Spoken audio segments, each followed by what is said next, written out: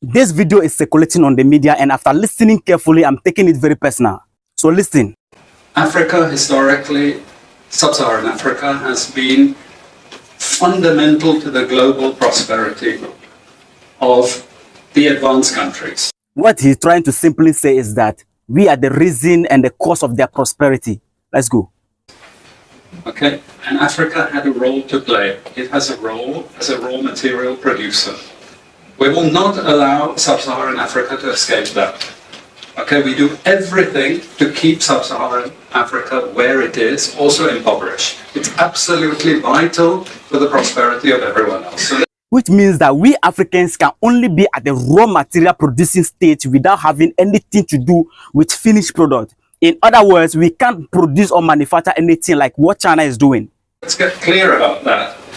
Okay, and this means all the economic structures, all the global institutions, and the economics we teach everyone is all designed to keep Africa exactly where it is. And whether it is Europe or US or now China, it's always the same. We need Africa to be impoverished because we need those raw materials and we need them dirt cheap. Okay, so that's the message. This means that Africa cannot progress or prosper in any way under these people, and our leaders know this.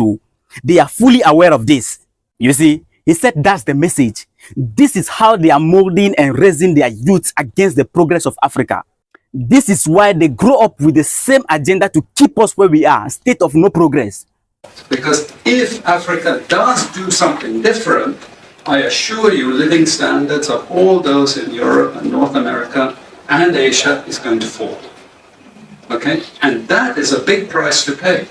I believe you heard that. He said if we do something different, the whole Europe will fall and Africa will rise. In other words, the rise of Africa is equal to their fall. Can you see how powerful we are as Africans? Let's go a little bit further. I assure you that the West is not going to allow that without a big fight. Now you heard it from the horse's mouth. Under no circumstance would they allow that without fighting back. And our leaders are aware of this. This is not even the problem. Let's listen a little bit further. And why I keep the ideology part there is because we are part of the producers of ideology. At universities and academic institutions, we are complicit in this whole enterprise. Okay, so the job of many Western academics is to convince Africans they have to keep doing what they're doing.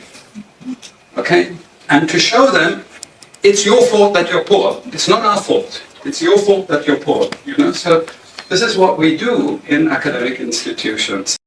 This means that the education system is a complicit in the impoverishment of Africa. You see, the education system is carefully designed to teach us rubbish and to keep us in poverty.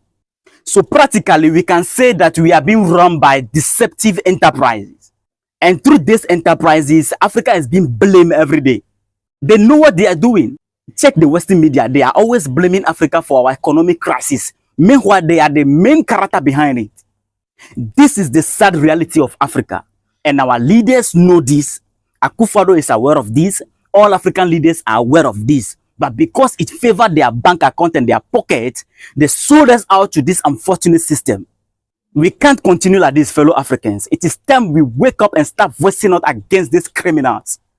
If you are a true African child, you need to share this video to awake the sleeping masses.